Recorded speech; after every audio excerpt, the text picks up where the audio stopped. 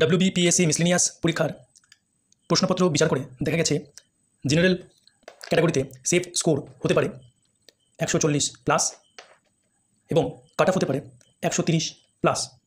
OBC B এর ক্ষেত্রে এটি 135+, কাট অফ হতে পারে 125-এর বেশি অর্থাৎ 125+।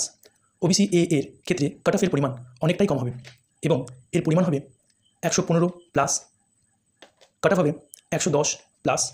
এসিদের ক্ষেত্রে কাট অফ হতে পারে 115 থেকে 120 সেফ স্কোর, কাট অফ 115+। এসিদের ক্ষেত্রে 110+ আনসার করতে পারলে সেটি সেফ এবং কাট অফ হতে পারে 100+।